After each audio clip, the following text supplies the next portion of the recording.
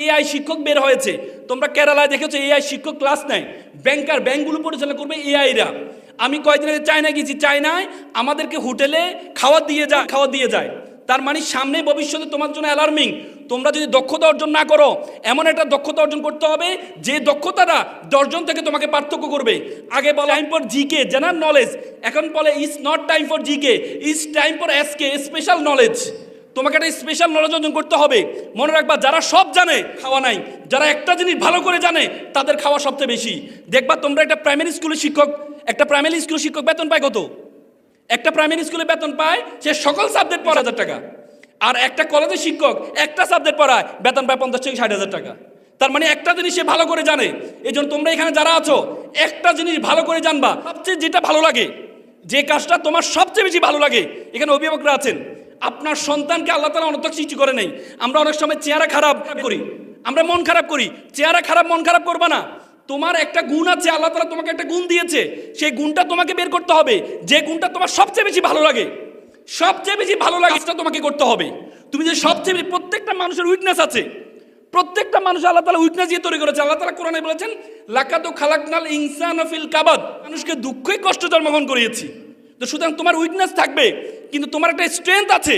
তোমরা যারা মিস্টার বিনের নাম শুনেছো, মিস্টার বিন সে অক্সফোর্ডের ছাত্র ছিল, কথা বলতে পারতো না ভালো করে, নাটিকা করবে, থিয়েটারে ভর্তি হয়েছে, থিয়েটারে ভর্তি হওয়ার পর থিয়েটার তাকে বের করে দেয়, তোমাকে একটা ডায়লগ দিচ্ছি, ডায়লগ বলতে পারো না, তুমি এখানে থেকে কি করবা? পরে মিস্টার বিন চিন্তা করলো, আমি এমন একটা অভিনয় আবিষ্কার করব যে অভিনয় কোনো ডায়লগ দিতে হবে না। মাত্র 3 বছরের মাথায় মিস্টার বিন তার মুখ অভিনয় দিয়ে পুরো বিশ্বে নন্দিত হয়ে তাকে নিয়ে পুরস্কৃত করেছে। তো সুতরাং তোমার উইকনেস আছে, কিন্তু তোমার স্ট্রেংথটা কাজে লাগাইতে হবে। তোমার স্ট্রেংথ, তুমি কালো, দেখতে ভালো না, মন খারাপ করো, সুইসাইড করো, নো।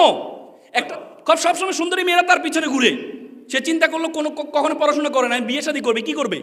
তো পরে বন্ধুদেরকে বলে, বন্ধু বিয়ে শাদী করা দরকার, বলতে টাকা পয়সা তো নেই, বলছে এক কাজ করে একটা চাকরি দেবে। পরে একটা চাকরি দেবে, মেয়েকে বিয়ে করতে গেছে, মেয়েকে দেখতে গেছে। তো বন্ধুরা তো ভাবছে সে সবসময় সুন্দরী মেয়েরা তার পিছনে ঘুরছে, অনেক সুন্দরী একটা মেয়েকে সে বিয়ে করবে। গিয়ে দেখে যে মেয়েটা কালো, যা বেটা, নদীর জল ঘোলা ভালো, জাতের মেয়ে কালো ভালো। একটু পরে দেখেছে মেয়েটা টেডা, বন্ধু মেয়ে তো টেডা, যা বেটা কি টেডা। তার মানে মেয়েটার যতগুলো উইকনেস আছে, প্রত্যেকটা উইকনেস ইউনিকনেসে পরিণত। কিসের জন্য? তার যোগ্যতার। এই জন্য ছেলে মেয়েরা তোমাদেরকে বলছি, আল্লাহর ওয়াস্তে এমন একটা যোগ্যতা অর্জন করো। মনে রাখবা, তুমি যদি ব্যর্থ হও, পুরো পৃথিবীর সাথে তোমাকে অ্যাডজাস্ট করতে হবে। আর তুমি যদি সফল হও, পৃথিবী তোমার সাথে অ্যাডজাস্ট করতে বাধ্য হবে। আমরা সুটেড বুটেড পড়ি, তুমি যদি সুটে ব্যর্থ হও, সুটেড বুটেড পড়ো, এটা মানুষের কাছে পরিহাসে পরিণত হবে। আর তুমি সফল হয়, তোমার ছেঁড়া পাঞ্জাবি একটা ইতিহাসে পরিণত হবে। এই জন্য তোমাকে সফল হইতে হবে। আজকে তোমরা সবসময় আমরা স্মার্ট হতে চাই, আইফোন ব্যবহার করতে চাই, ব্র্যান্ড ব্যবহার করতে চাই। তুমি ব্যবহার করো, ব্র্যান্ড ব্যবহার করো, মানুষ তোমার ফোনের দিকে তাকায়, তোমার দিকে তাকায় না। তুমি নিজে ব্র্যান্ডের পিছনে না ধরে নিজেকে ব্র্যান্ড বানাও। সব আমরা আসন খুঁজি, সিংহাসন খুঁজি, নো। নিজে সিংহাসন হও, যেখানে বসবা সেটাই তোমার সিংহাসন হয়ে যাবে। এই জন্য শিক্ষার্থী আমার ছোট ভাই বোন, তোমাদেরকে এই উন্নত আহ্বান জানাবো, তোমরা সবসময় নিজেকে ব্র্যান্ড করার চেষ্টা করো। আমি সর্বশেষ, এখানে অনেক মা বাবা আছেন, অনেক কষ্ট করেছেন, মনে রাখবা, মায়ের দোয়া এবং ব্যর্থতা কখনো, মা বাবার দোয়া এবং ব্যর্থতা একসাথে চলতে পারে না। তোমার মা বাবা তোমার জীবনে অনেক কষ্ট করে, বাবারা আছেন, বাবাদেরকে বলে সূর্যের মতো। সূর্য যেরকম আমাদের গরম দেয়, তেমনি বাবারা আমাদেরকে একটু গরম কথা বলে। কিন্তু সূর্য যেমন না থাকলে তোমার জীবন অন্ধকার হয়ে যাবে, তোমার বাবার জীবন তেমনি অন্ধকার হয়ে যাবে। এই জন্য মা বাবা, আল্লাহ রাসূল মেরাজে যখন জান্নাতে গিয়েছিলেন, তখন তিনি দেখলেন একজনে কোরআন পড়ছেন। জিবরাইল আলাইহিস সালামকে জিজ্ঞেস, কোরআন পড়ছে, এটা কে? এটা হচ্ছে হারিস ইবনে নোমান, আপনার সাহাবী। আল্লাহ রাসূল বলছে, হারিস ইবনে নোমান তো এখন মারা যায় নাই। বলছে, হ্যাঁ মারা যায় নাই, কিন্তু আল্লাহ তাআলা সেই এখন কোরআন পড়ছে।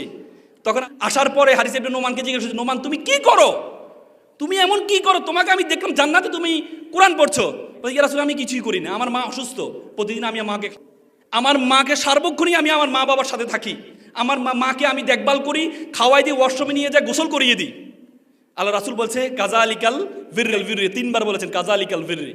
এটা হচ্ছে সবচেয়ে মা বাবার প্রতি, মা বাবাদের সদাচরণ হচ্ছে এটা। এই জন্য তোমরা এখানে যারা আছো মা বাবার প্রতি একটু মমত্ববোধ রাখবা সবসময়। আর এই সুন্দর দেশ, পৃথিবীতে এত সুন্দর দেশ তুমি কোথাও পাবে না। I have visited 29 countries all over the world. আমি পৃথিবীর 29টা দেশে গিয়েছি। বিশেষ করে একদিন থেকে যে 2 দিন থেকে যে অন্যরকম ভালোবাসা তৈরি হয় পৃথিবীতে হবে না। আমি কিছুদিন আগে রাশিয়া গিয়েছিলাম, -25 নামাজ পড়তে উজু করবো, আমার আঙ্গুল ফেটে রক্ত বের হয়েছে। এত সুন্দর দেশ তুমি কোথাও পাবা না পৃথিবীর, আমাদের বাংলাদেশ। জনাব কেনেডি বলে what country can do for you, you can ask, you can do for you country. তুমি জিজ্ঞেস করো না তোমার দেশ তোমাকে কি দিয়েছে, বরং তুমি জিজ্ঞেস করো তুমি তোমার দেশের জন্য কি করেছো। পারবা তো ইনশাল্লাহ? শিক্ষার্থীরা সবাই একটু দাঁড়াও।